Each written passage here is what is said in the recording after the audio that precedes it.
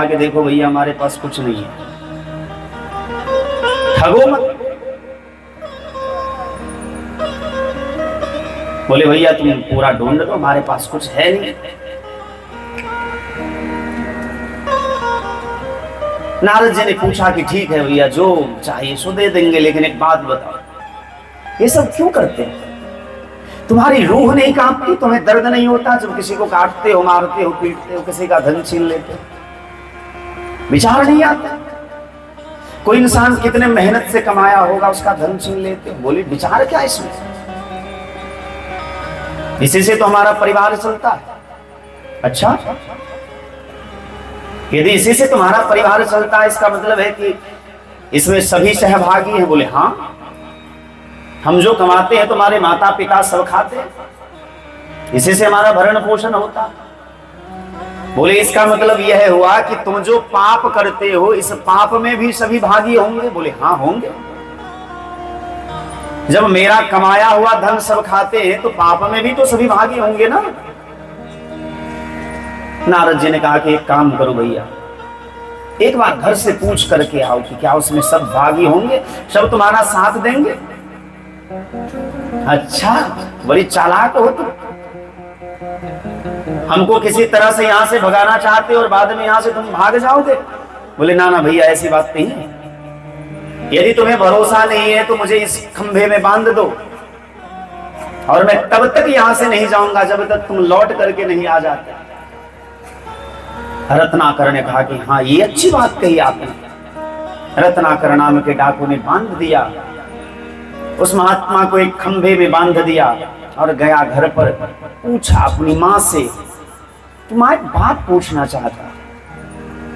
आज तक मैंने कई लोगों को मारा है, कई लोगों को कष्ट पहुंचाया है, कई लोगों की जान ली है हमने, कई लोगों का धन छीना है हमने, कई लोगों को दुखी किया है हमने, मुझे पाप लगा है, तो क्या उसमें तुम हमारा साथ दोगे?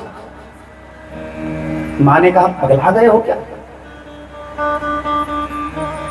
ये तो तुम्हारा कर्तव्य है, मैंने तुम्हें जन्म दिया है, तुम जहां से भी लाओ, हमारा भरण पोषण करना तुम्हारा कर्तव्य है। महात्मा की याद आई, सच कहा था महात्मा ने कि साथ पाप में कोई संग नहीं देगा। सोचा पिता से पूछो, पिता ने भी वही जवाब दिया। पत्नी से जाकर के पूछा, आप तो मेरी धर्म पत्नी है, आप तो मेरा संग दोगे? पत्नी ने कहा कि नहीं महाराज, ये आपका कर्तव्य है, आपने अग्नि को साक्षी मान करके हमारा वरण किया है, हमारा भरण पोषण करना, हमारी इच्छा पूरी करना, ये आपका परम धर्म है। आप चाहे जहां से करो, पाप से करो चाहे पुण्य से कमाते लाओ, हमारा पेट भरना आपका काम है। रत्नाकर का आधा हृदय टूट गया ना। इस संसार में सुख के ही सब साथी हैं, दुख में कोई साथ नहीं देता। बच्चों से जाकर के पूछा कि कम से कम तुम तो हमारा साथ दोगे। बच्चों ने कहा कि पिताजी कैसी बात करते हैं आप, आपने मुझे जन्म दिया है, मेरा भरण पोषण कैसे होगा, मेरा पालन पोषण कैसे होगा, ये आपका कर्तव्य है। आप चाहे जहां से लाओ, हमें क्या मतलब, और पाप में हम आपके साथ क्यों हो? रत्नाकर ने उसी समय सब कुछ फेंक दिया, महात्मा के चरणों में जाकर के प्रणाम किया और कहा सच कहा था महात्मा आपने, इस संसार में सुख के ही सब साथी हैं, दुख में तो एक भगवान ही सहारा होते हैं।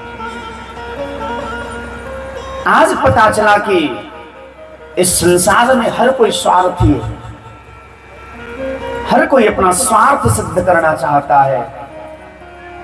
मैंने सबसे पूछा, मां से पूछा, पिता से पूछा, पत्नी से पूछा, बच्चों से पूछा, अड़ोस पड़ोस के लोगों से पूछा, कोई मेरा साथ नहीं दिया।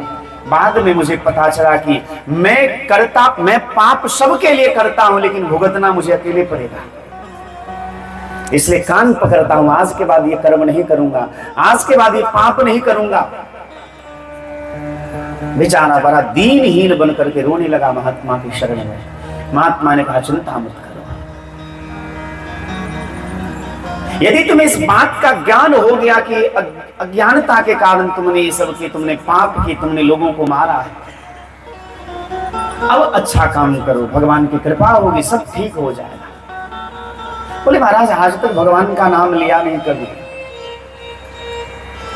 संत का भी बड़ा विचित्र स्वभाव होता है। नारद बाबा ने कहा एक काम तो कर ही सकते हो, तुमने आज तक लोगों को केवल मारा है, तो केवल मरा मरा मरा मरा मरा मरा मरा मरा जपो, और तब तक जपते रहना जब तक वो मरा मरा राम में न बदल जाए। और आप भी जप करके देखे, राम राम राम राम राम राम राम राम राम मरा मरा मरा मरा मरा, जब गति तेज हो जाएगी ना तो वही मरा मरा राम राम बन जाएगा। भगवान के नाम में वो सामर्थ्य है। इसीलिए तुलसी बाबा ने मानस में कहा है, उलटा नाम जपत जग जाना, उलटा नाम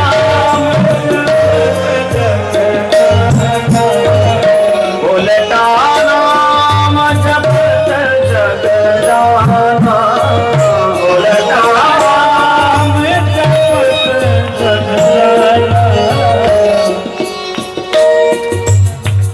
वाल्मीकि भय ब्रह्म समाना, वाल्मीकि भय ब्रह्म समाना, वाल्मीकि भय ब्रह्म समाना, वाल्मीकि भय ब्रह्म समाना। उल्टा नाम जपत जग जाना, वाल्मीकि भय ब्रह्म समाना। राम का उल्टा क्या होगा? राम का उल्टा मरा होगा। मतलब उल्टा नाम जपत जग जाना, वाल्मीकि भय ब्रह्म समाना। वाल्मीकि जी ब्रह्म के समान पूजनीय हो गए। संतों का संग यदि हो जाए ना तो जीवन में बड़ा परिवर्तन आता है। और की बात तो छोड़ दीजिए, हमारे जीवन में भी बहुत ऐसे परिवर्तन आए जो संतों की कृपा ही है, महात्मा की कृपा है, गुरुजनों की कृपा है, सत्संग की कृपा है। सत सुध रही सत्संगति पाई, पारस परस कुधात सुहाई। दुष्ट से दुष्ट व्यक्ति भी यदि संतों के संग बैठे, महापुरुषों के संग बैठे, उसके जीवन में क्रांति आती है, परिवर्तन आ जाता है।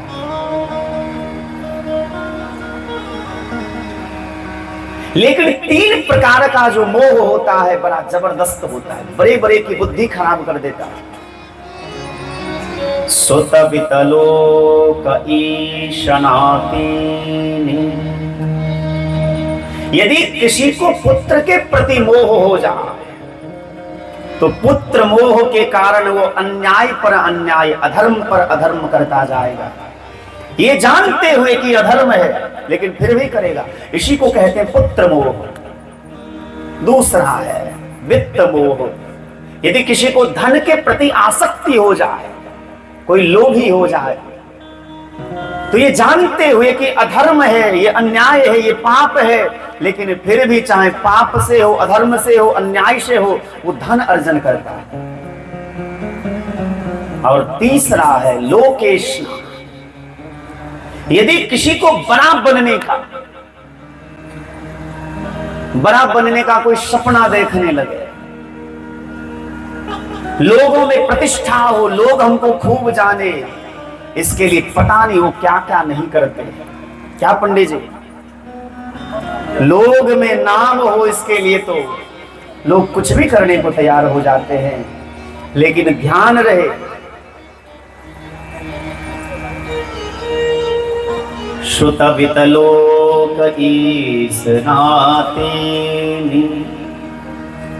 केहि के मति इन कृत नामलेनि। यदि किसी को इन 3 चीज से आसक्ति हो जाए तो उसकी बुद्धि बिगड़ जाती है, उसका विचार बदल जाता है।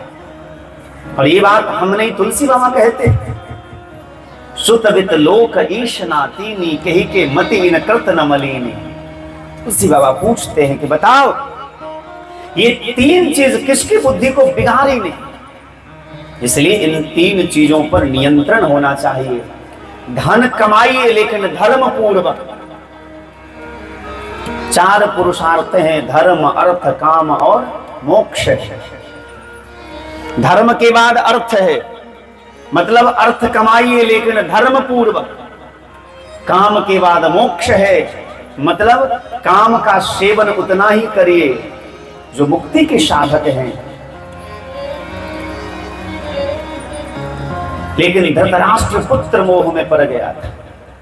जानामि धर्मम न च मे प्रवृत्ति, वो धर्म को जानता था लेकिन धर्म में उसकी प्रवृत्ति नहीं थी।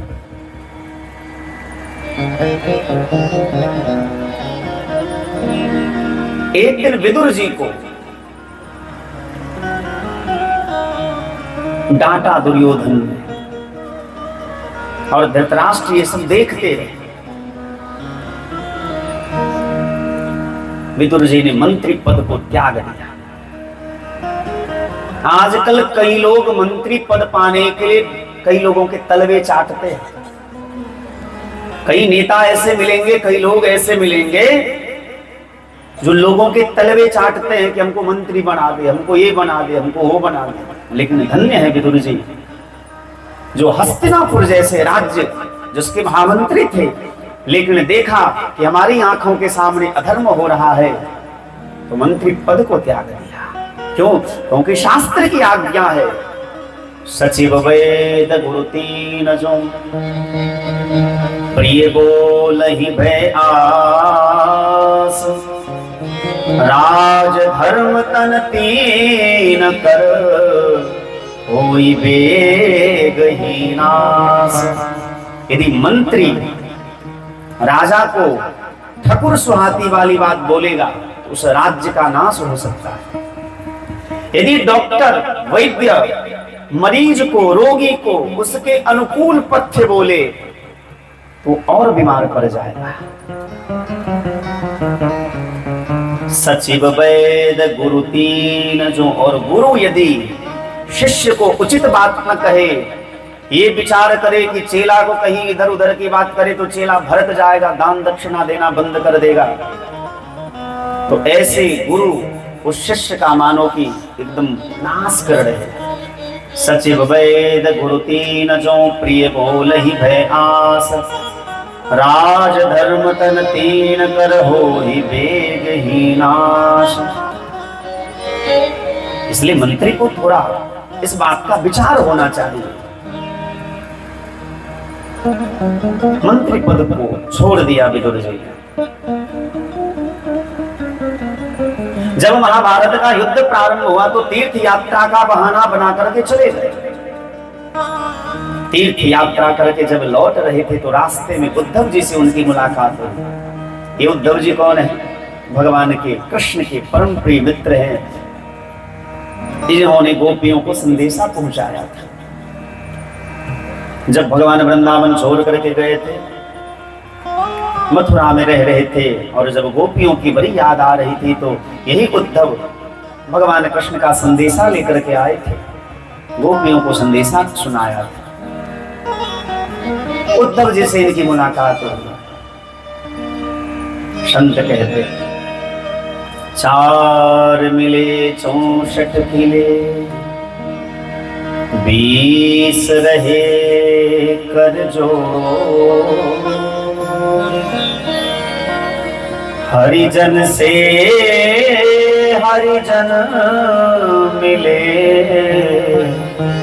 नाचे 7 करोड़।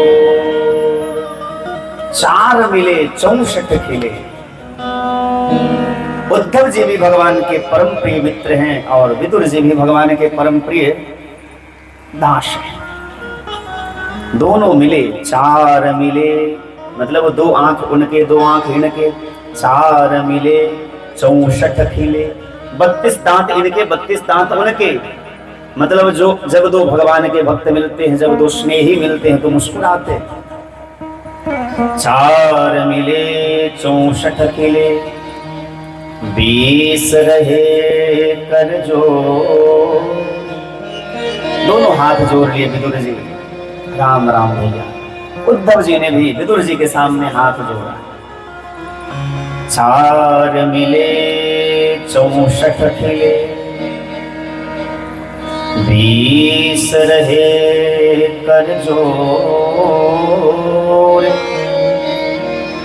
हरिजन से हरिजन मिले, नाचे 7 करोड़। 3.5 करोड़ रोम एक मनुष्य के देह में होता है। 3.5 करोड़ छत्र। दोनों बड़े प्रसन्न हुए। उद्धव जी कहते धन्य हो विदुर जी आप, ये संसार भगवान को याद करती है, लेकिन धन्य हो आपकी जाते जाते भगवान आपको याद कर गए। ये तब की बात है। आपकी बड़ी चर्चा कर रहे थे। जब भगवान इस धराधाम को छोड़ करके जाने लगे गोलोक धाम, तो आपका स्मरण आया उनको।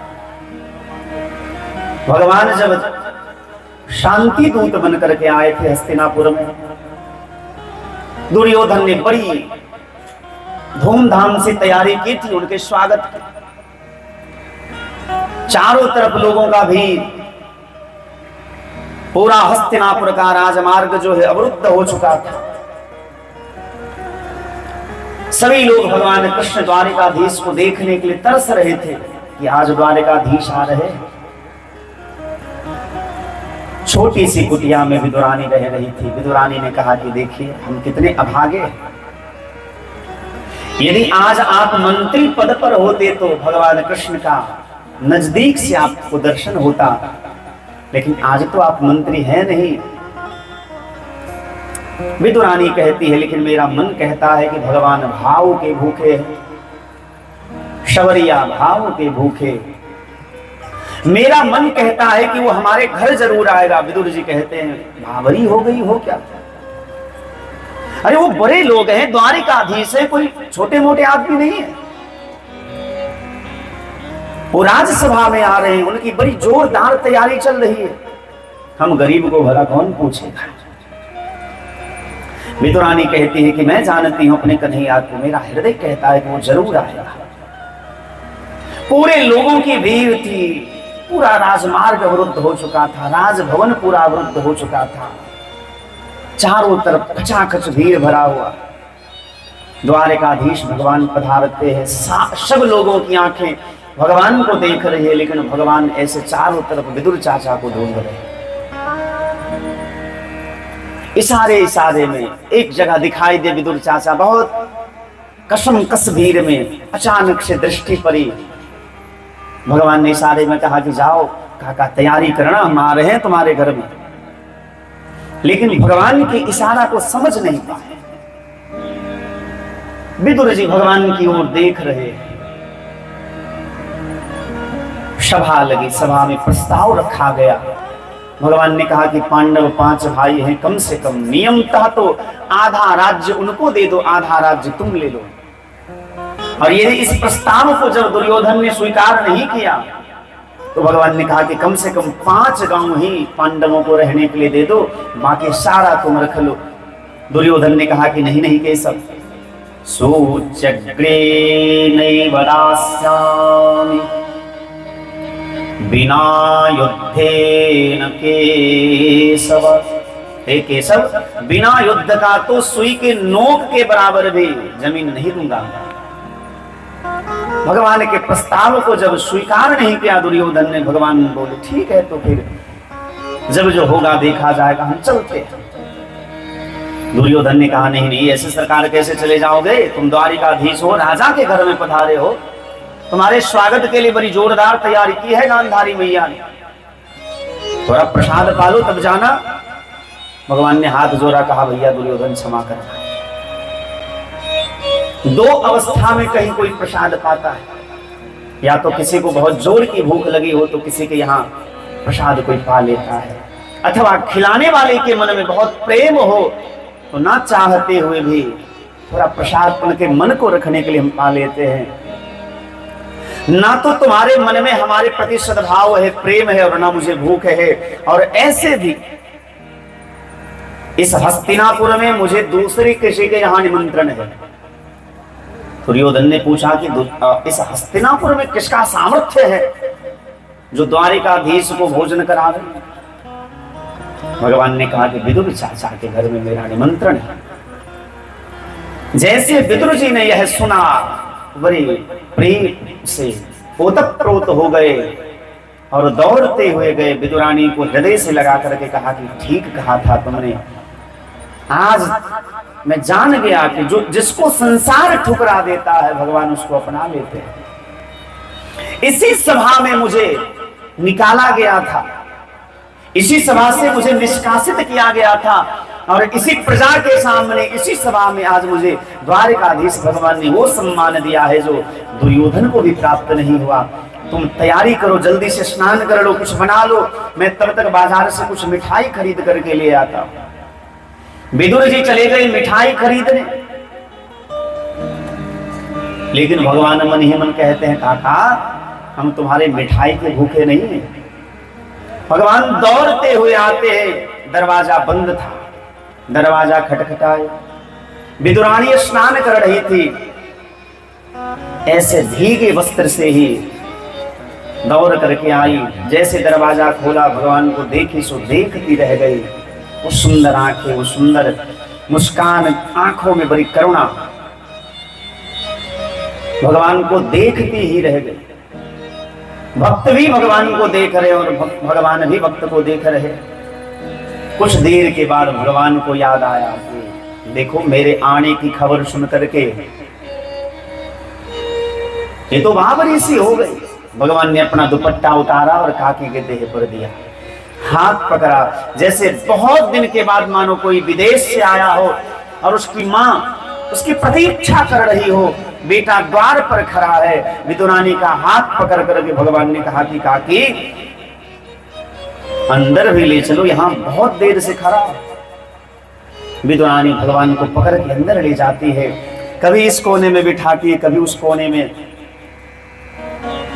और पूरे घर में चक्कर मरवाया, और अंत में एक जगह आसन को उल्टा करके बिठा दिया, बैठो बैठो द्वारिकाधीश, तुम्हारे काका बाजार गए हैं तुम्हारे लिए मिठाई लाने के लिए, मेरे तो आज भाग्य खुल गए कि तुम आए। भगवान मन ही मन कहने लगे कि काकी बड़ी जोर की भूख लगी है मुझे, घर में कुछ खाने के लिए नहीं। एक गरीब व्यक्ति को सबसे ज्यादा दुख तब होता है जब उसके घर में कोई अमीर व्यक्ति आता है, कोई बड़ा महापुरुष, कोई बड़े लोग आते हैं तो उसके मन में सबसे पहले यही दुख होता है कि काश मेरा ऐसा घर होता, काश मेरे पास इतना सामर्थ्य होता, काश मेरे पास घर में ये वस्तु होता तो मैं आज इनकी सेवा खूब करता। विदुरानी के मन में भी ये क्षोभ हुआ कि आज काश मेरे पति मंत्री होते तो आज मैं इनकी खूब सेवा करती, मेरे घर में मिठाइयों की कमी नहीं होती, धन धान्य की कमी नहीं होती। लेकिन भगवान श्री द्वारिकाधीश कहते हैं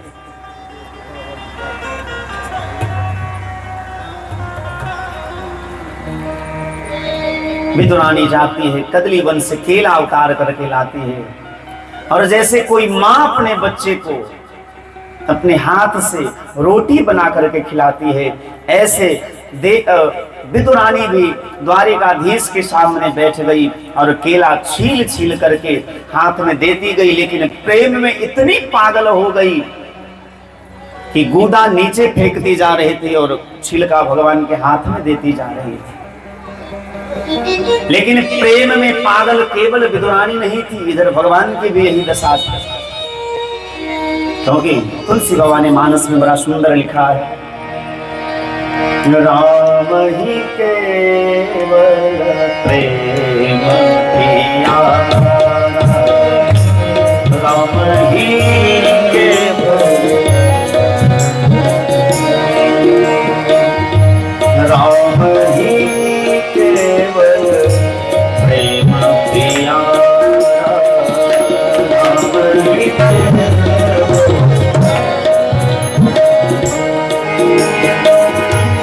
जान ले हूँ जो जान निहारा, जान ले हूँ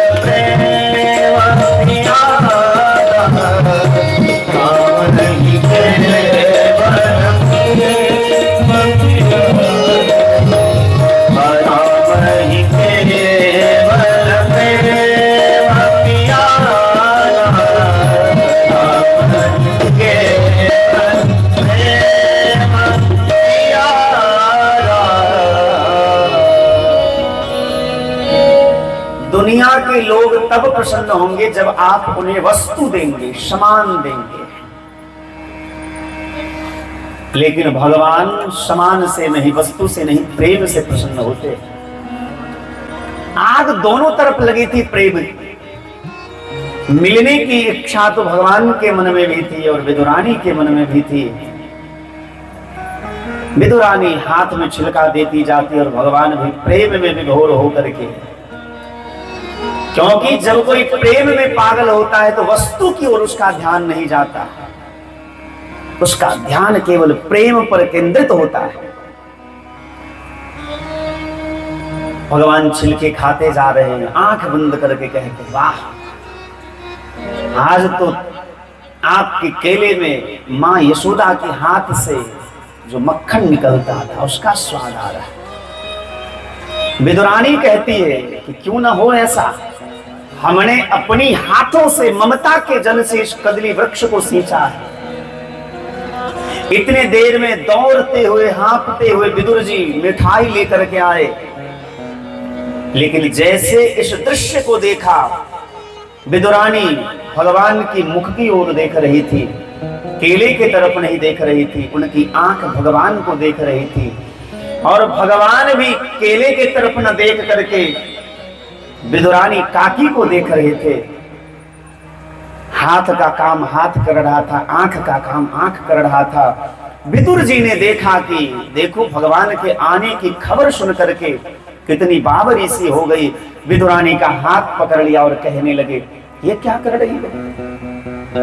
अरे जीवन में पहली बार द्वारिकाधीश भगवान आए हैं, इतनी बावरी हो गई। जैसे उस प्रेम के मार्ग में बाधा पहुंचाया विदुर जी ने, भगवान को डकार आ गई। भगवान ने कहा, वाह काकी, आज मन बड़ा प्रसन्न हो गया, पूरा पेट भर गया। विदुर जी हाथ जोड़ करके क्षमा मांगने लगे, हे द्वारिकाधीश क्षमा करना, ये तुम्हारे आने की खबर सुन करके बावरी सी हो गई थी, उसको होश नहीं रहा और केले का छिलका तुमको खिलाई। भगवान कहते हैं, काका बुरा मत मानना, लेकिन आज काकी के हाथ से जो छिलका में स्वाद था, मानो कि साक्षात यशोदा मैया के हाथ से खाने का आनंद ले रहा था। विदुर जी कहते हैं कि मैं तुम्हारे लिए बाजार से मिठाई लाया हूं। ना चाहते हुए भी भगवान ने 2-4 मिठाई पा लिया, लेकिन बाद में हाथ जोड़ करके कहा कि काका क्षमा करना, जो स्वाद काकी के हाथ से केले के छिलके में मिला वो तुम्हारे बाजार के मिठाई में नहीं है। इसीलिए कोई कहते हैं भगवान भाव के भूखे हैं, भाव का भूखा हूं मैं, भाव ही एक सार है, भाव से मुझको भजो तो भव से बेड़ा पार है। भैया भगवान भाव के भूखे हैं। किसी संत ने बड़ा सुंदर गाया है,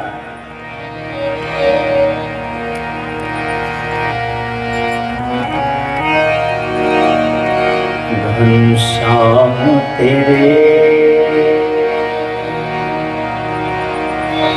चरणों की कसम, हम तुमसे मोहब्बत कर बैठे,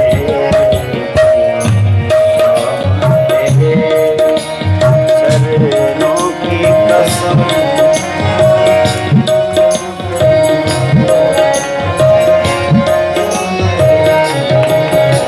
इस दिल के सिवा कुछ और न था,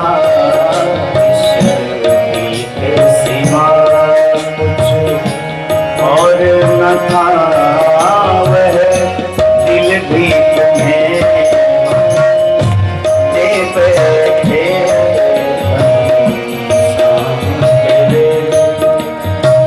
चरणों की। इनका आवाज बढ़ाइए।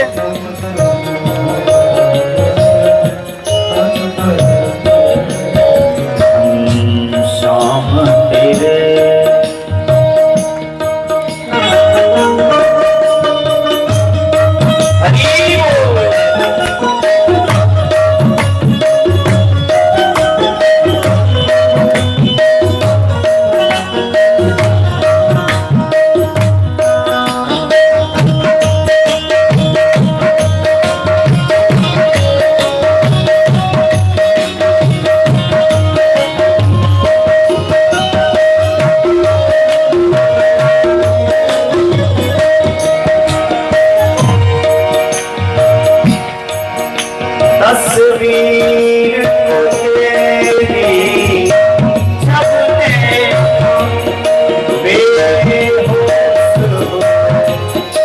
मदहोश हुए तस्वीर को तेरी जब देखा बेहोश हुए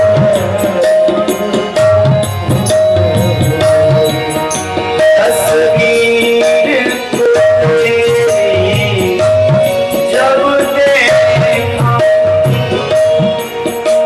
बेहोश हुए मदहोश हुए तस्वीर को तेरी जब देखा बेहोश हुए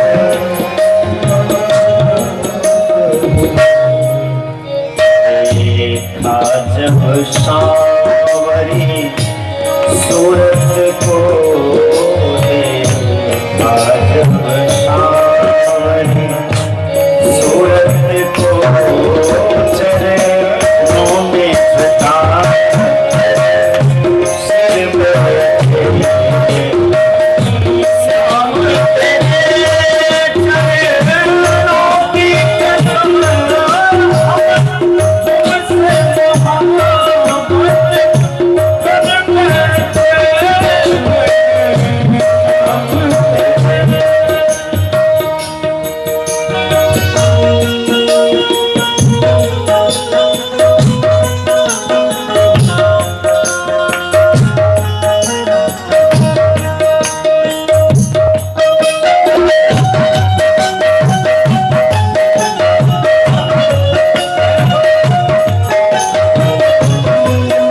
तेरे चरणों की कसम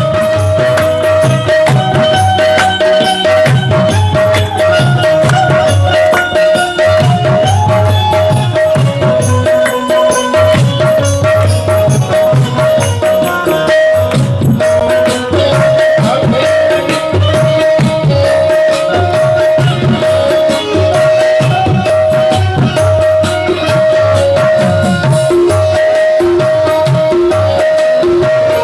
मोहब्बत हमको रंग दे अपने रंग में रंगने वाले सुन अर्ज मेरी हमको रंग दे अपने रंग में रंगने वाले हमको रंग दे अपने रंग में रंगने वाले सुन अर्ज मेरी कुछ खोया भी कुछ पाया भी कुछ खोया भी कुछ आया भी तेरे नाम की चर्चा करते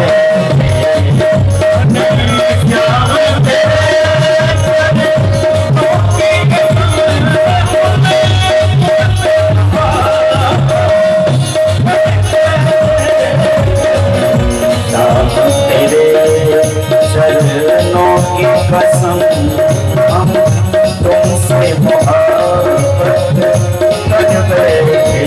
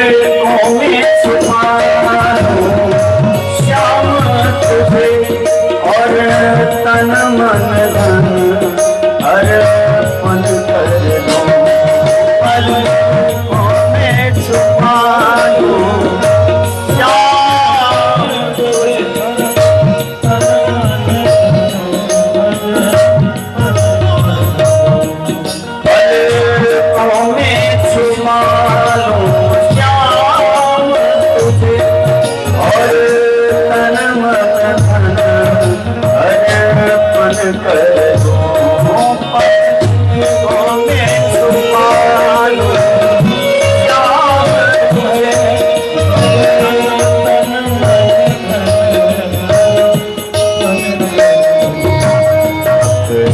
राजब तेरे दामन को राजब तेरे दामन को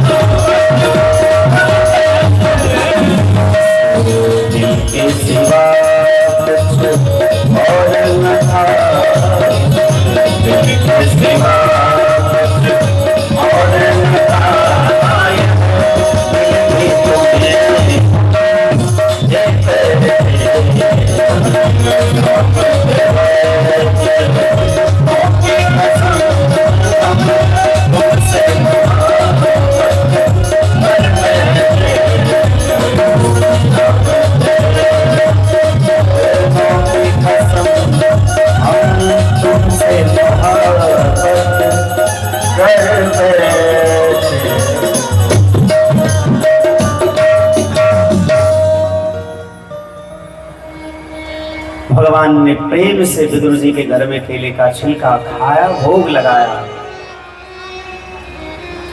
लेकिन भगवान हिसाब के बड़े पक्के हैं।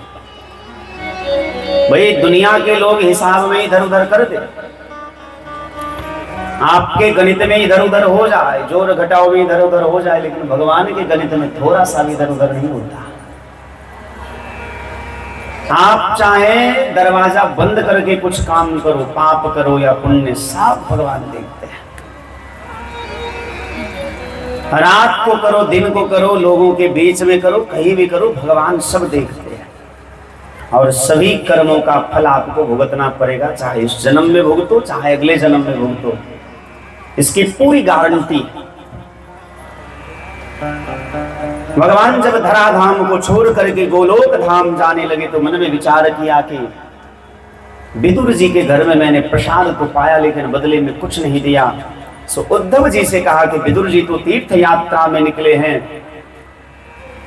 यदि उनका दर्शन आपको हो तो मेरा संदेशा उनसे कहिएगा। आज उद्धव जी ने भगवान का संदेशा विदुर जी को सुनाया।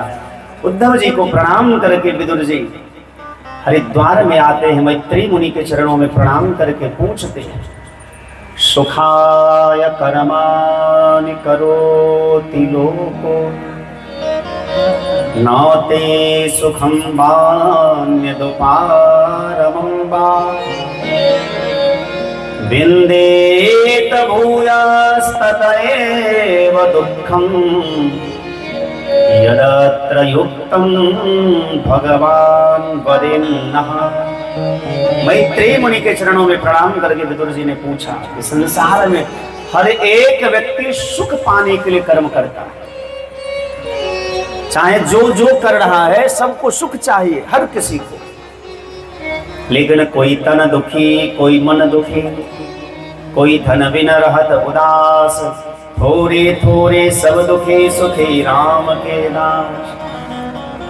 किसी के पास भगवान ने सब कुछ दिया है, धन की कोई कमी नहीं है, नाम है, यश है, प्रतिष्ठा है, इज्जत है, सब कुछ है, लेकिन मान लो किसी को डायबिटीज हो जाए तो भैया सूखी रोटी खाओ, और घर में पकौड़ा बना भी राम किशोरी दीदी तो भी मुंह बंद करके रहो।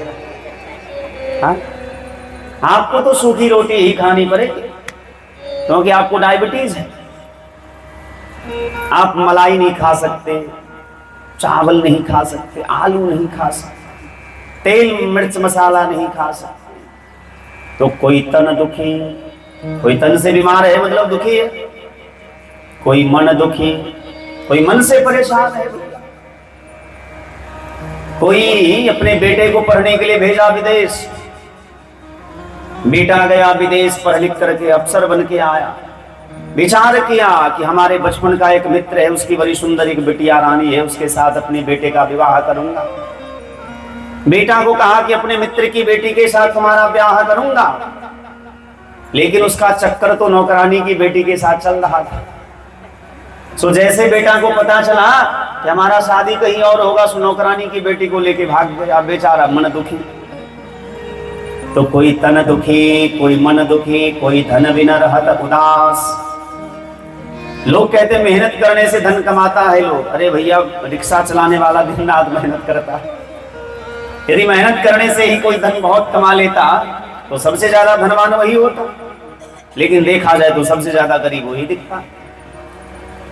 तो प्रारब्ध तो पहले रचा, पीछे रचा शरीर, तुलसी चिंता क्यों करे, भजले श्री रघुवीर।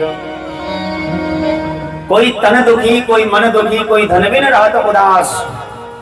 और संत कहते हैं थोड़े थोड़े सब दुखी, सुखी राम के दास।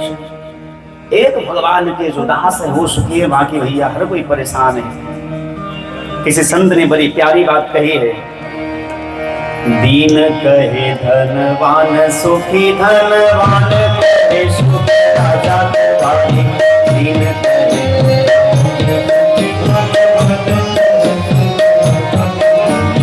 दीन कहे धनवान सुखी, धनवान कहे सुख, राजा कहे दीन कहे।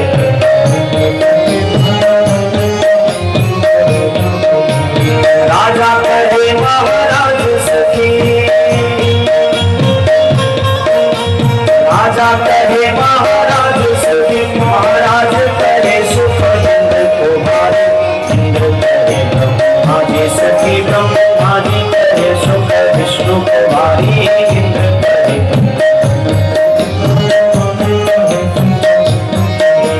तुलसीदास विचारी कहे, तुलसीदास विचारी कहे, हरि भक्ति बिना सब तुलसीदास विचारी करे, हरि भक्ति बिना सब जीवन।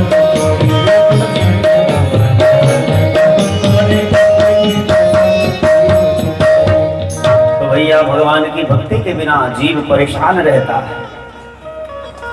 विदुर जी ने मैत्रेय जी से प्रश्न किया, सुखाय कर्माणि करोति लोको, न ते सुखम वान्यदुपारमं वा,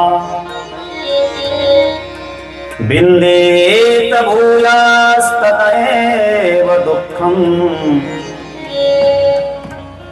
यदत्र युक्तं भगवान वदेन्नः। इस संसार में जीव सुख पाने के लिए कर्म करता है, बदले में उसे दुख मिलता है। क्या किया जाए? मैत्रेय मुनि भगवान के चरणों में प्रणाम करके कहते हैं कि देखो भैया, इस संसार का नाम ही है दुखालय। अब पुस्तकालय में जाकर के, पुस्तक के दुकान में जाकर के दुकानदार को बोलोगे भैया 4 रुपए का समोसा देना, तो कहाँ अपने बाप के घर से देगा? उसके पास समोसा है ही नहीं, उसके पास किताब है। किराना दुकान में जाकर के, दाल नमक की दुकान में जाकर के बोलोगे भैया 1 लीटर दूध देना, कहां से देगा? उसके दुकान में है ही नहीं। फल के दुकान में जाकर के बोलोगे 1 पुस्तक देना, कहां से देगा? उसके पास है ही नहीं। उसी प्रकार इस संसार का नाम भी है दुखालयम अशाश्वतम। ये दुखालय है भैया, और यहाँ 1-2 दुख नहीं है। कभी हमारे दुख का कारण कोई बनता है, कभी दुख का कारण कोई बनता है, कभी कोई बनता है। लेकिन विचार करिए, तुलसी बाबा ने मानस में कहा है, काहो न को सुख दुख कर दाता, काहो न को सुख दुख कर दाता, काहो न को सुख दुख निज कृत परम भोग सब भ्राता, निज कृत परम भोग कृत कर्म भोग सब भ्राता, निज कृत कर्म भोग सब भ्राता, काहु न कोहु सुख दुख करदाता, काहु न कोहु सुख दुख करदाता, निज कृत कर्म भोग सब भ्राता, निज कृत कर्म भोग सब भ्राता, निज कृत कर्म भोग सब भ्राता, निज कृत कर्म। तुलसी बाबा मानस में कहते हैं कि संसार में ना कोई किसी को सुख देता है, ना कोई किसी को दुख देता है।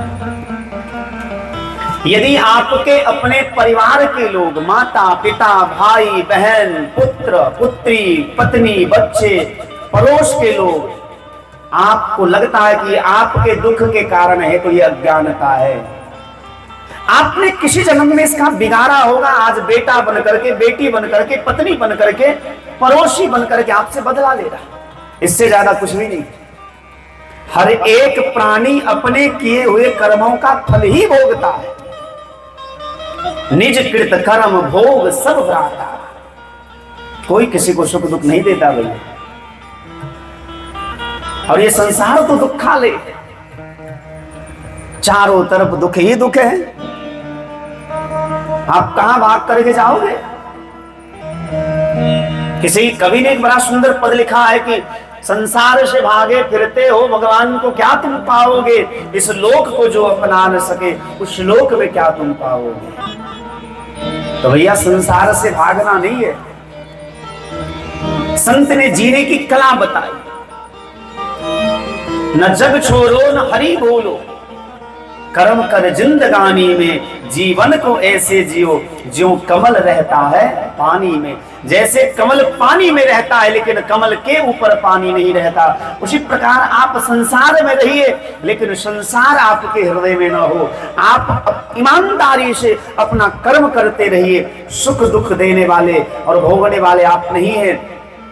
सुनहु भरत भावी प्रबल बिलख कहे मुनिनाथ, हानि लाभ जीवन मरण यश अपयश विधि हाथ, ये सब विधाता के हाथ में। इसलिए चिंता नहीं करनी है, चिंतन करना है। ये संसार दुखालय है, यहां अनेकों दुख है। जैसे जल में अनेक प्रकार के जीव रहते हैं, मगरमच्छ रहता है, सांप रहता है, मेढक रहता है, कीड़े मकोड़े रहते हैं, बहुत प्रकार के जीव रहते हैं। उसी प्रकार इस संसार सागर में भी विविध प्रकार के दुख हैं, नाना प्रकार के दुख हैं। दुख से आपको यदि निवृत्ति चाहिए, सुख चाहिए, तो सुख के दुकान पर जाना होगा। और सुख के दुकान केवल भगवान का नाम है। सो सुख धाम राम अशनामा, अखिल लोकदायक विश्रामा। केवल भगवान के नाम में, भगवान की भक्ति में, भगवान के चरण में विश्राम है। बाकी तो भैया हराम ही हराम। कई लोगों को आपने देखा होगा, एकांत जब बहुत थक जाते हैं तो एकांत में बैठते हैं। घर में यदि बच्चे हैं परेशान कर रहे तो कहते हैं बच्चा को हमको थोड़ा देर आराम करने दो। कहते तो हैं आराम करने दो, लेकिन आराम शब्द का अर्थ नहीं जानते। अरे भैया आराम शब्द का अर्थ ही है आराम की शरण में, मतलब राम की शरण में आना ही आराम है। जब तक राम की शरण में नहीं आए हैं तब तक आराम आराम नहीं है। आराम की शरण में और राम राम कर, तभी तो आराम मिलेगा। आराम शब्द में ही आपका अर्थ छिपा हुआ है। राम की शरण में तो आराम मिल जाएगा, लेकिन हम लोग ये करते कहां? सृष्टि की प्रक्रिया के विषय में श्री मैत्रेय जी ने विदुर जी को बताया। आरती की थाल सजा लीजिए। सबसे पहले नारायण के पुत्र ब्रह्मा जी हुए। ब्रह्मा के पुत्र शनकादि ऋषि हुए। शनकादि ऋषियों को ब्रह्मा जी ने सृष्टि का विस्तार करने के लिए कहा तो बोले नहीं नहीं, मुझे भजन करना है। थोड़ा क्रोध आया, भगवान रुद्र का जन्म हुआ। रुद्र ने अलग प्रकार के सृष्टि बनाई तो भगवान ब्रह्मा जी ने भगवान रुद्रदेव को कहा कि आप विश्राम करिए, राम राम करिए, हम तो फिर और विचार करते। और फिर अपनी छाया से कर्दम जी को प्रकट किया, वाणी से सरस्वती को प्रकट किया, दक्षिण अंग से मनु जी महाराज को प्रकट किया, वाम अंग से शत्रुपा को प्रकट किया। और मनु जी के द्वारा ही मानवीय सृष्टि का विस्तार हुआ, इसलिए हम लोग मानव कहलाते हैं। मनु के संतान है इसलिए मानव कहलाते हैं। मनु जी महाराज के 5 संतान हुए, 3 पुत्री और 2 पुत्र। पुत्रियों के नाम है आकुति, देवहूति और प्रसूति, और पुत्र के नाम है उत्तानपाद और प्रियव्रत। इनके 5 संतान हुए।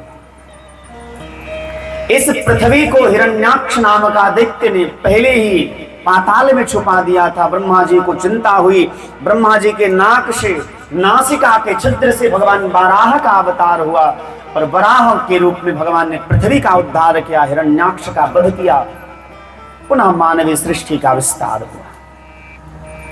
मनु जी की मझली बेटी का नाम है देवहूति। इनका विवाह कर्दम ऋषि के साथ हुआ। जब कर्दम ऋषि का विवाह हुआ तो देवहूति मैया मन में विचार करने लगी कि थोड़ा घर तो देखूं कि मेरे पिता ने कैसा दूल्हा मेरे लिए चुना है, कैसा घरवर चुना है।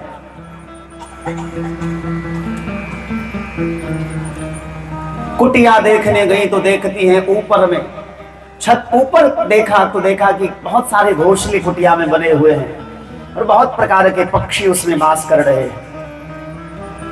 नीचे देखा तो बहुत सारे छिद्र हैं, उसमें सांप है, चूहा है, अनेक प्रकार के जीव हैं। खिड़की से झांक करके देखा तो एक सरोवर के तट पर हिरण, बाघ सब एक साथ पानी पी रहे थे। देवहूति मैया बड़ी प्रसन्न हुई। धन्य है महात्मा, धन्य है हमारे पति जिनके तपस्या के प्रभाव से विगत वैर बिचरही सब संगा, सबने अपना वैर भाव त्याग दिया है और साथ साथ रहते हैं। उनकी सेवा करने लगी। वर्षों बाद जब कर्दम ऋषि की समाधि टूटी तो देखा एक वृद्धा सामने है। पूछा आप कौन है?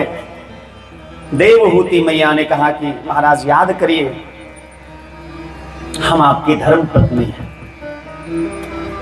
मैंने आपकी सेवा की जब आप भजन कर रहे थे। कर्दम ऋषि बड़े प्रसन्न हुए कि संसार में सबसे ज्यादा प्यारा किसी को कुछ है तो क्या है? सबसे ज्यादा प्रेम लोग किससे करते हैं बताओ? कई लोग कहेंगे हम अपना बेटा से करते हैं, पत्नी से, पति से, बच्चे से, धन से, लेकिन तुलसी बाबा का मानस कहता है देह प्राण ते प्रिय कछुनाहि, देह प्राण ते देह प्राण ते प्रिय कछुनाहि, देह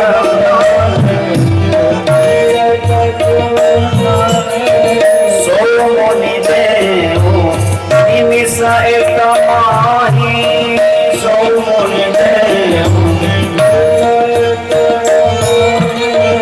राम देत नहीं बनत गोसाई, राम देत राम देत नहीं बनत गोसाई, राम देत नहीं बनत गोसाई, सब सुत प्रिय मोहि प्राण की नाई, सब सुत प्रिय मोहि प्राण की। राम लक्ष्मण को जब विश्वामित्र जी दशरथ जी से मांगने गए थे तो दशरथ जी ने कहा कि देह प्राण ते प्रिय कछुना है। अपना देह और अपने प्राण से प्यारा संसार में कुछ भी नहीं है, लेकिन मैं दे दूंगा।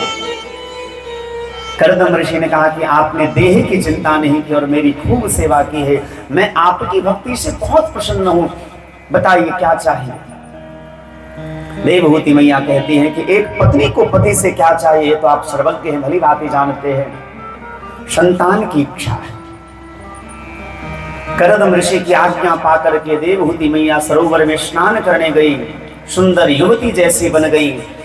उस सरोवर में स्नान करके करदम ऋषि भी युवा जैसे बन गए। कामद विमान का निर्माण करके दोनों दंपति उसमें बैठ करके आकाश मार्ग में विचरण करने लगे। समय निकलता गया और देखते देखते उन्होंने 9 बेटियों को जन्म दिया। लेकिन अचानक से याद आया कि हम तो भजन करने वाले महात्मा थे, कहां संसार में फंस गए। जाने लगे तो पत्नी ने पैर पकड़ लिया कि महाराज, भगवान ने आपको वचन दिया था कि मैं आपका पुत्र बन करके आऊंगा। अब की बार जो देवहूति मैया गर्भ धारण करती है तो भगवान नारायण ही उनके गर्भ में प्रवेश करते हैं और कपिल देव के रूप में भगवान का जन्म होता है। बोलिए कपिल देव भगवान की जय। जब कपिल देव भगवान के रूप में भगवान का अवतार हुआ, ब्रह्मा जी अपने 9 पुत्र को लेकर के आए। भगवान की खूब सुंदर स्तुति की। करदम ऋषि की जो 9 बेटियां हैं, उन 9 बेटियों का विवाह ब्रह्मा जी के 9 पुत्र के साथ हुआ। सभी बेटियां अपने अपने घर चली गई। करदम ऋषि ने देखा कि पिता का दायित्व पूरा हो गया है, आज्ञा लेकर के पत्नी से वो भी भजन करने चले गए। घर में केवल 2 लोग बचे, एक माँ और एक पुत्र। एक दिन देवहूति मैया भगवान कपिल के चरणों में जाकर के प्रणाम करती है और कहती है, तम त्वां गताहं शरणं शरण्यं स्वभृत्य संसार तरोः कुठारं जिज्ञासयाहं सधर्म विदां वरिष्ठं। मैं आपकी शरण में आई। मुझे नहीं लगता कि इस संसार में मुझसे ज्यादा सौभाग्यशाली स्त्री कोई हो सकती है जिसके साक्षात भगवान ही पुत्र हो। ब्रह्मा जी जिनके दादाजी हो, मनु जी महाराज जिनके पिता हो, करदम ऋषि जैसे जिनके पति हो और ब्रह्मा जी के 9 पुत्र जैसे जिनके जमाई हो, लेकिन फिर भी मन शांत नहीं है। भगवान कपिल देव ने कहा कि मां, मन शांत तब होगा जब संतों का संग करोगे। शतां प्रसंगान मम वीर्य संविदो भवन्ति हृत्कर्ण रसायना कथा तज्जोषणादास्वपवर्गवर्गमनि श्रद्धा रतिर्भक्तिरनुक्रमिष्यति। संतों का संग करो मां, मन शांत हो जाएगा। क्यों? संतों के संग करने से भगवान की कथा सुनने का अवसर प्राप्त होगा और भगवान की कथा सुनने से मन शांत हो जाता है। कैसे? जैसे सीता जी बड़ी अशांत थी लंका में, अशोक वाटिका में, लेकिन जैसे हनुमान जी जैसे संत गए और रामचंद्र गुण वर्ण ही लागा, सुनते ही सीता कर दुख भागा। सीता जी का भी मन शांत हो गया, सीता जी का भी दुख दूर हो गया। कथा सुनने से मन शांत हो जाता है। आप ही लोगों को देख लीजिए, यदि 4 घंटा 3 घंटा आपको कोई कहता घर में बैठो, आप बैठ पाते? लेकिन कथा एक ऐसी दिव्य औषधि है, चाहे भैया मजबूरी में ही बैठे रहो, लेकिन बैठे तो हो। कथा से मन शांत हो जाता है। शतां प्रसंगान मम वीर्य संविदो भवन्ति हृत्कर्ण रसायना कथाः तज्जोषणादास्वपवर्गवर्गमनि श्रद्धा रतिर्भक्तिरनुक्रमिष्यति। मैया देवहूति पूछती है कि संत का लक्षण क्या है, किसको कहेंगे संत? आजकल तो भैया लाल पीला कपड़ा धारण कर लो, मोटी मोटी 4 माला पहन लो, तिलक लगा लो पूरे माथा में, संत बन जाओ। कथावाचक बनने के लिए भी बहुत ज्यादा तगमा लेने की आवश्यकता नहीं है। वृंदावन जाओ, 10 दुपट्टा ले आओ, राधे राधे लिखा हुआ होना चाहिए, लाल पीला 2-4 बगलबंदी पहन लो, सुंदर से तिलक लगा लो, 4 मोटी मोटी माला खरीद के ले आओ और 2-4 गायक को संग में रख लो, व्यासपीठ पर बैठ जाओ, लोगों को मूर्ख बनाते फिर। ऐसे कथा कहने वाले से न तो कथावाचक का उद्धार होता है, न श्रोता का उद्धार होता है।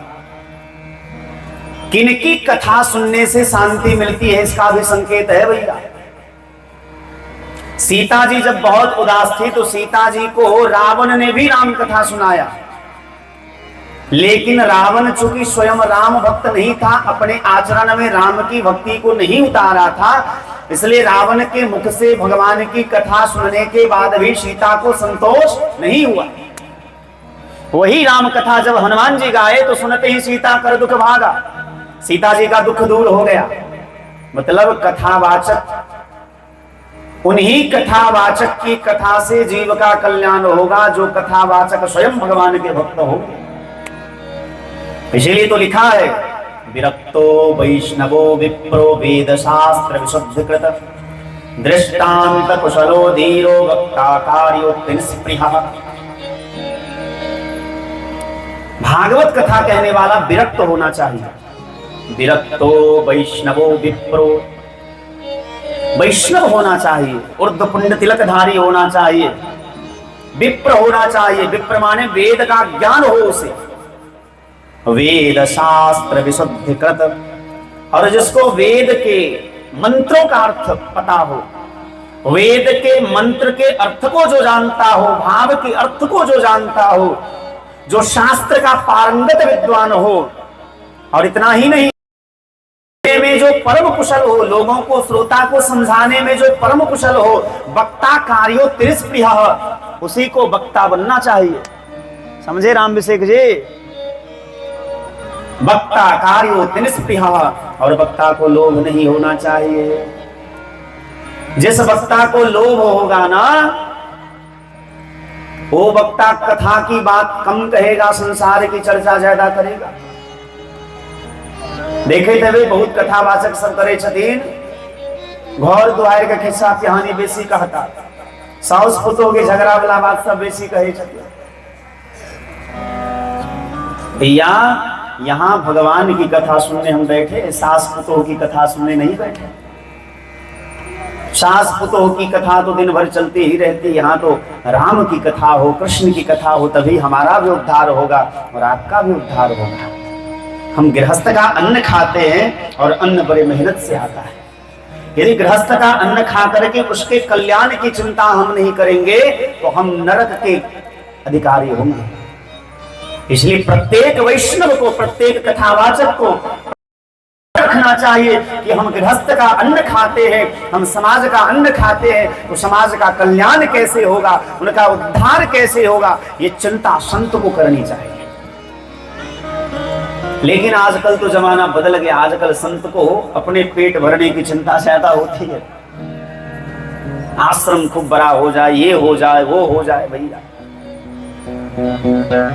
बोले संत का लक्षण क्या है? तो पहला लक्षण है तितिक्षवः कारुणिकाः सुहृदः सर्वदेहिनां अजातशत्रवः शान्तः साधवः साधुभूषणाः। जिसमें सहन शक्ति हो, तितिक्षवः कारुणिकाः सुहृदः सर्वदेहिनां, जिसमें करुणा हो, दया हो, जो सबको अपना मानता हो, अजातशत्रवः, जिसका कोई दुश्मन न हो, शान्तः, जिसके दर्शन मात्र से शांति मिले, प्रसन्नता हो, साधवः साधुभूषणाः, वो साधु है, ऐसे संतों के संग करने से मन शांत होता है।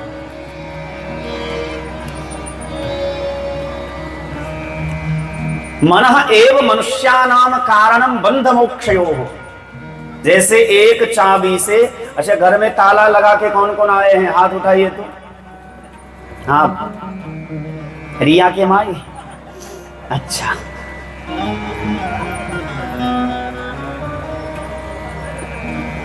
आप देखेंगे घर में जब ताला लगा के आते हैं ना, तो चाबी को बड़ा संभाल के रखते हैं,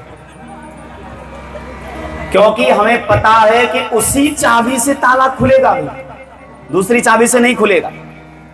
ठीक उसी प्रकार मनः एव मनुष्याणां कारणं बंध मोक्षयोः। मन ही हमारे बंधन का भी कारण है और मन ही हमारे मोक्ष का भी कारण है। जैसे एक चाबी से ताला लगता भी है और उसी चाबी से ताला खुलता भी है, बस अंतर केवल इतना है कि चाबी को ऐसे ताला में डाले, ऐसे घुमा दिए तो ताला लग गया, और ऐसे घुमा दिए तो ताला खुल गया। ठीक उसी प्रकार इस मन को इधर घुमा दोगे भैया तो संसार में फंस जाएगा, और इस मन को इधर घुमा दोगे तो भगवान में लग जाएगा। मनः एव मनुष्याणां कारणं बंध मोक्षयोः। मन ही जीव के बंधन और मोक्ष दोनों का कारण है। मन के हारे हार है, मन के जीते जीत। मन ही दोनों के कारण है, बंधन और मोक्ष दोनों के कारण है। इसलिए मन को धीरे धीरे भगवान में लगाते रहो। 8 अध्याय में कपिल भगवान ने माँ देवहूति को सुंदर उपदेश दिया, लेकिन माँ ये जीव कितना दुष्ट है। पिता के वीर्य का सहारा लेकर के, बड़ी सावधानी से सुनिएगा। अब कथा विश्राम ही देने वाले हैं क्योंकि समय हो गया है। ये जो अन्न है ना, अन्न जब हमारे देह में जाता है तो वो रक्त बनता है। ये प्रक्रिया है। जब हम अन्न खाते हैं ना तो पहले रक्त बनता है, मज्जा, अस्थि इत्यादि बनता है, फिर वीर्य बनता है, और उस वीर्य का सहारा लेकर के जीव मां के गर्भ में जाता है। रज और वीर्य से ये शरीर बना है। मां का रज और पिता का वीर्य से ये शरीर बना है। जब मां का रज और पिता का वीर्य मिलता है तो 5 से 15 दिन तक, 5 दिन तक वो केवल बुदबुदा जैसा रहता है। 15 दिन के अंदर बेर के जैसा वो कठोर हो जाता है। 1 महीने के भीतर उसके सिर आने चालू हो जाते हैं। दूसरे तीसरे महीने में उसका अंग प्रत्यंग आने लगता है, हाथ पांव निकलने लगते हैं। चौथे 5वें महीने में लिंग भेद हो जाता है, इसलिए 3 महीने के बाद 4 महीने के बाद पता चल जाता है कि पेट में बेटा है कि बेटी है। लिंग भेद हो जाता है। 6-7 महीने तक जीव का पूरा शरीर बन के तैयार हो जाता है और वो एक थैला में बंद रहता है। मां की एक कुक्षी में मलमूत्र का भंडार है। मां की दूसरी कुक्षी में यदि बेटा है तो दाहिनी कुक्षी में रहेगा, यदि बेटी है तो बाईं कुक्षी में रहेगा। एक थैला में बंद रहता है वह जीव। जठराग्नि जब प्रदीप्त होती है वो जीव जलता रहता है, लेकिन छटपटा भी नहीं सकता, वो तो बंद है ऐसे, मलमूत्र में पड़ा है।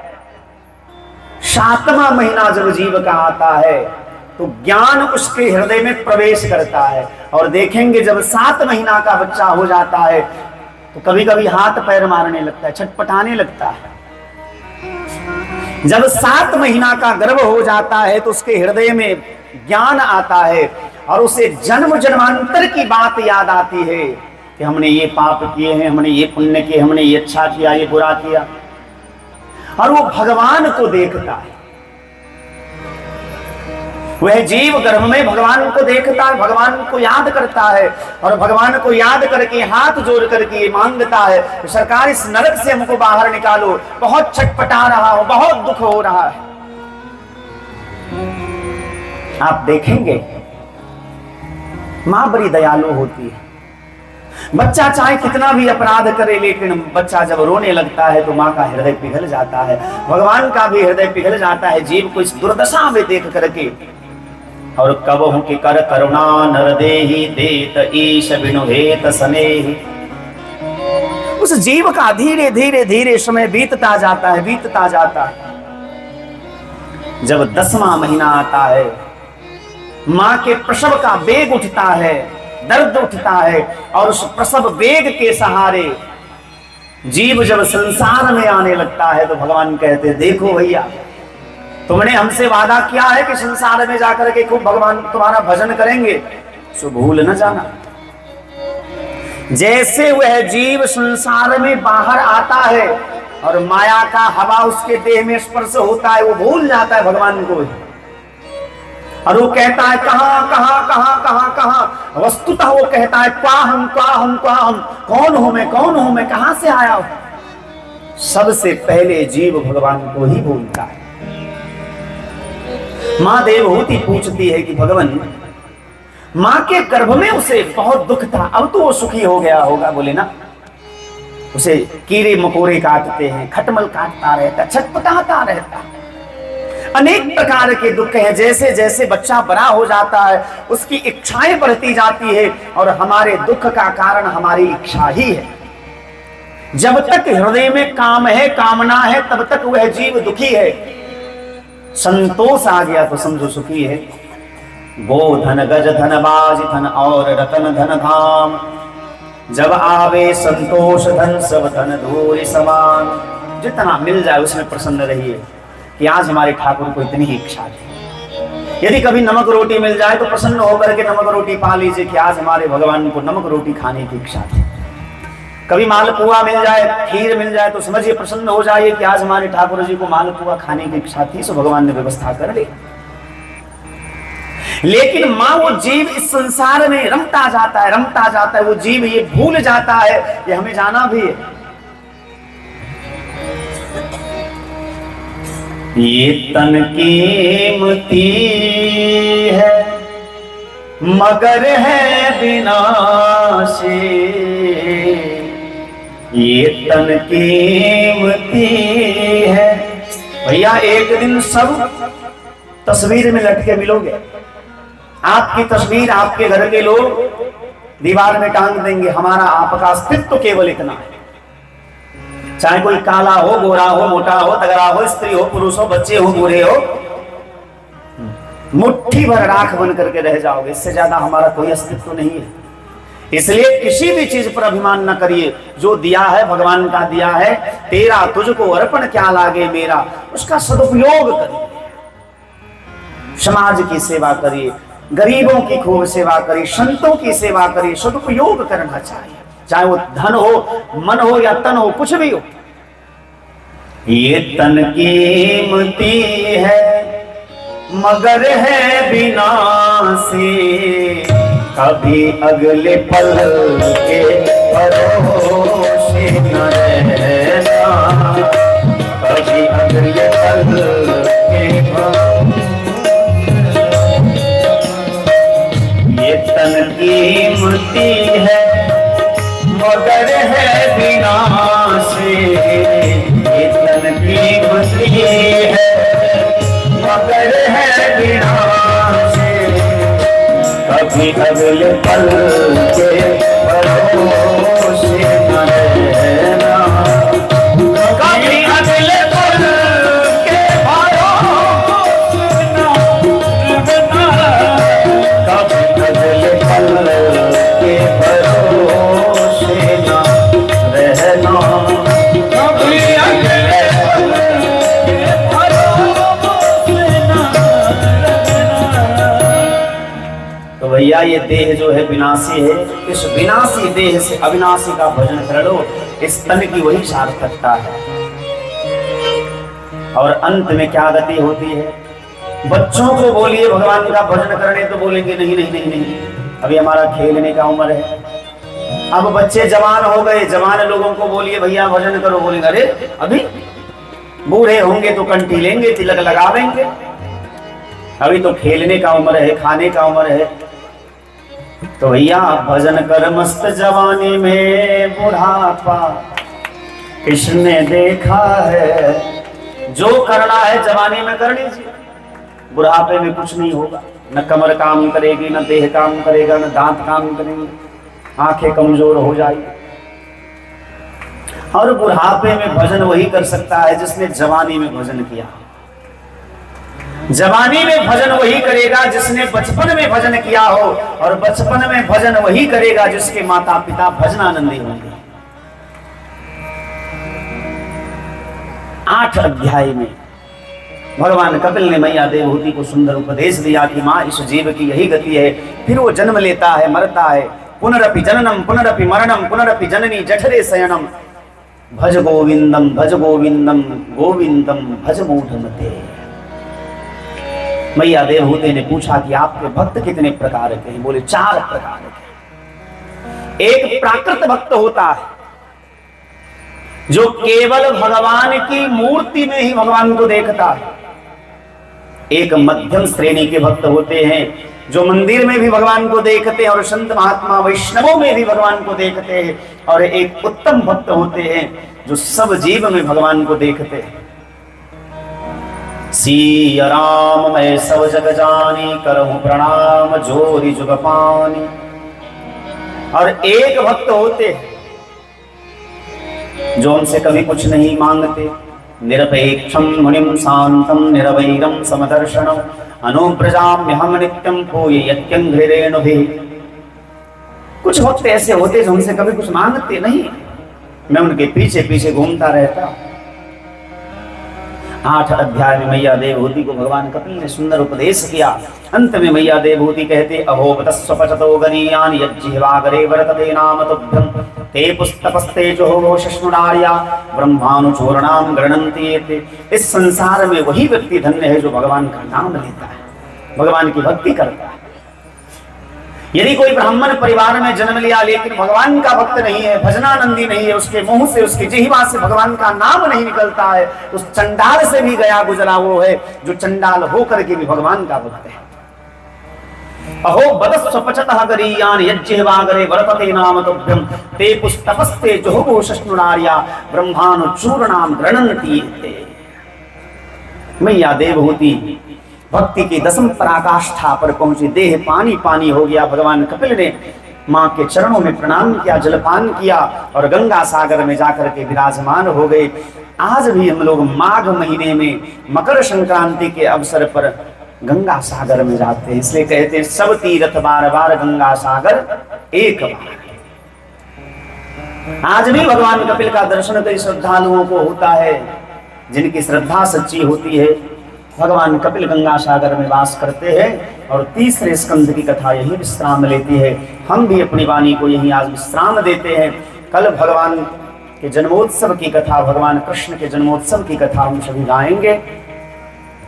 कल की कथा में ध्रुव चरित्र की कथा होगी, शिव पार्वती के विवाह की कथा, प्रियव्रत के वंश की कथा, अजामिलोपाख्यान की कथा, प्रहलाद चरित्र, समुद्र मंथन और राम जी के जन्म विवाह की कथा और साथ में कृष्ण के जन्मोत्सव को हम सभी बड़े धूमधाम से मनाएंगे। आज वाणी को विश्राम, कल सभी लोग पूरी तैयारी के साथ भगवान का उत्सव मनाते हैं। आइए 2 बार हरिनाम संकीर्तन के साथ वाणी को विश्राम देंगे।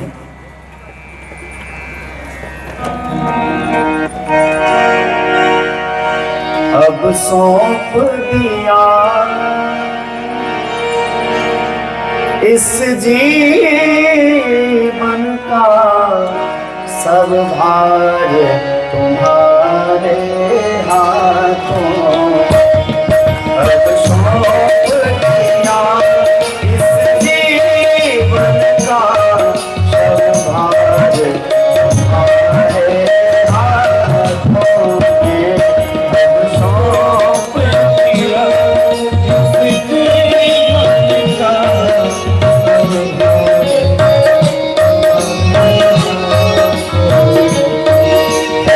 जीत तुम्हारे हाथों में है, हार तुम्हारे हाथों में, जीत तुम्हारे हाथों में है, हार तुम्हारे हाथों में। हरि बोल।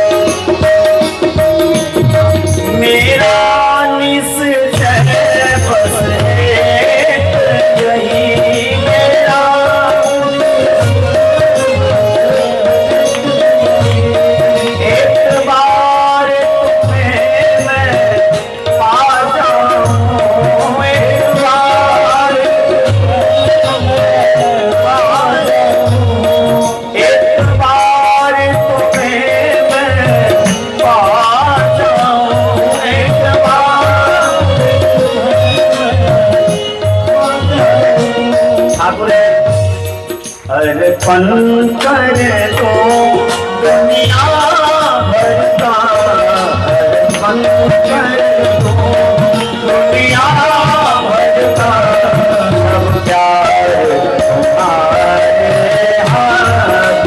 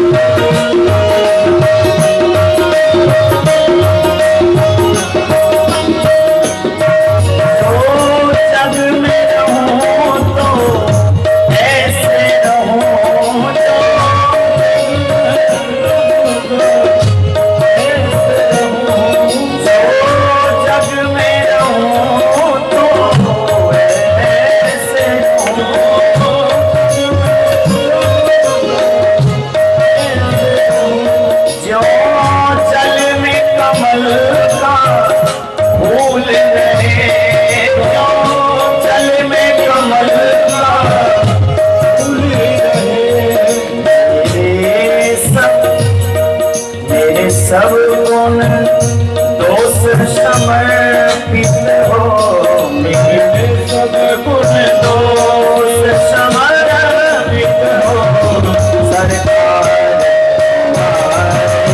हाथों अब सौंप लिया इस जीवन का। सभी लोग प्रेम से गाओ।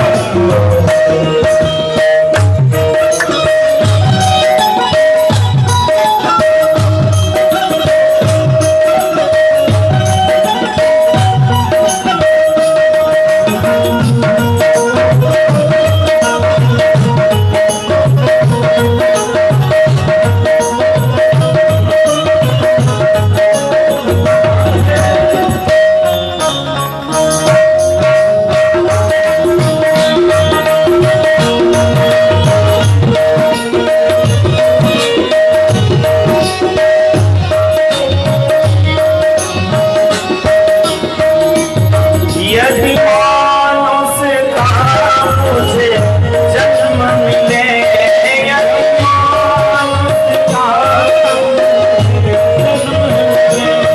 यदि मानुष का मुझे जन्म मिले, यदि मानुष का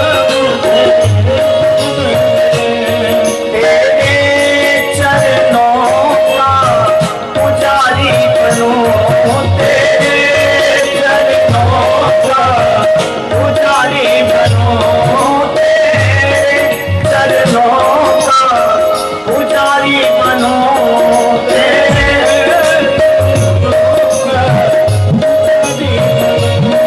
इस पूजक की एक एक रग में, इस पूजक की एक एक रग में होता हमारे हाथों अब सौंप दिया। सभी लोग गाइए। हमारे हाथों सौंप दिया।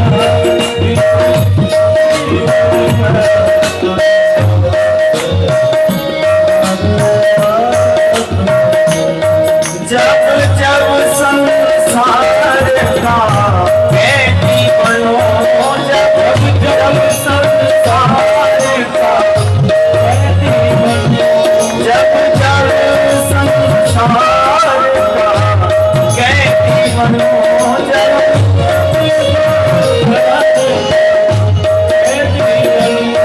निष्काम भाव से कर्म करो,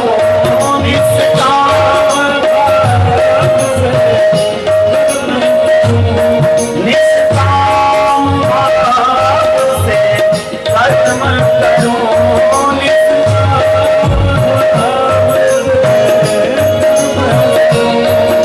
और हे स्वामी अब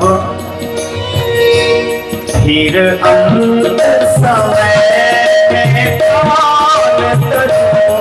फिर अंत समय,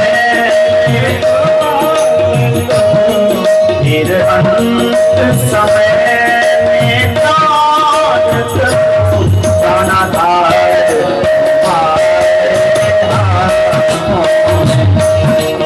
सौंप दिया इस जीवन का सब भाग। जय हो मुझ में तुझ में बस फर्क यही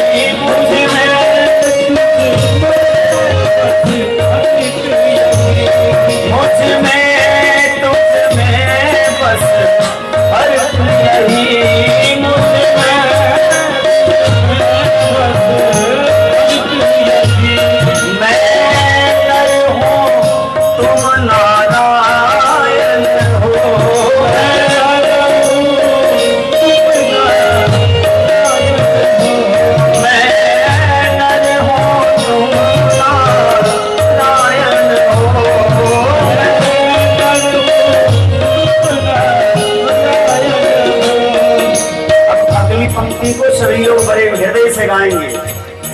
मैं हूँ संसार के हाथों में, मैं हूँ संसार के हाथों में, मैं हूँ संसार के हाथों में, मैं हूँ संसार के हाथों में, संसार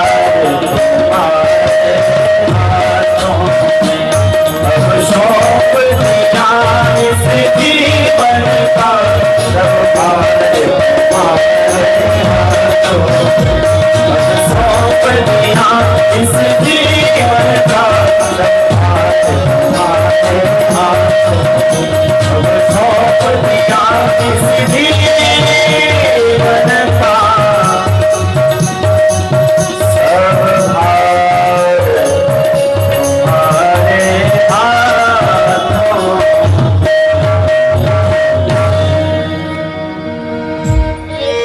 है जीत तुम्हारे हाथों में, है हार तुम्हारे हाथों में। बोलिए भक्तवत्सल भगवान की। आप 100 गोटी अपना अपना स्थान पर खड़ा हो जाओ। भागवत भगवान की आरती कह लिया और उसके बाद प्रसाद लो ले और आराम से जाए।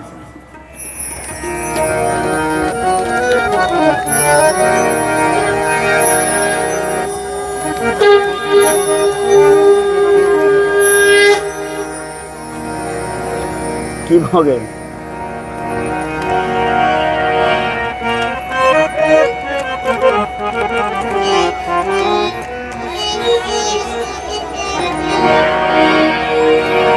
आरती अवध बिहारी की, लखन सिंह जनक तुम्हारी।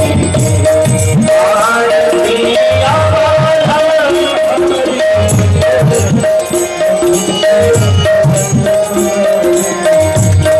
आरती अवध बिहारी की, लखन सिंह जनक तुम्हारी।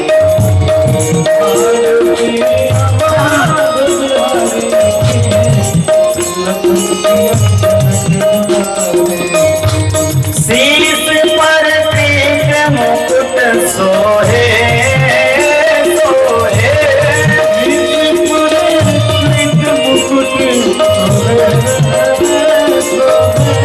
चंद्रिका की छवि मन मोहे, मोहे चंद्रिका की छवि मन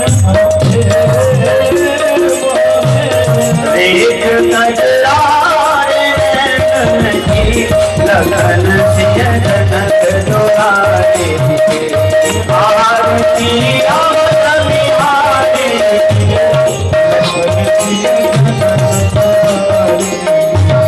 कपोल पैरल के झलके, झलके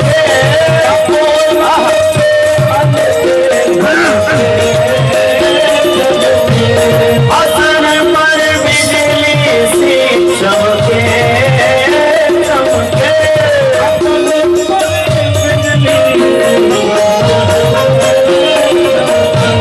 चरण सेवा अनुदारी, लखन सिंह जनक दुआरे। आरती अवध बिहारी की,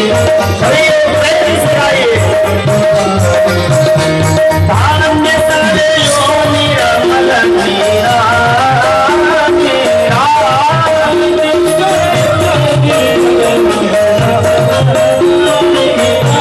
भरत रिपुदलन महावीरा, मीरा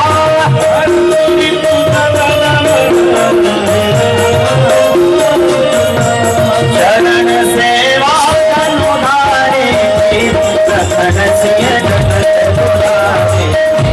आरती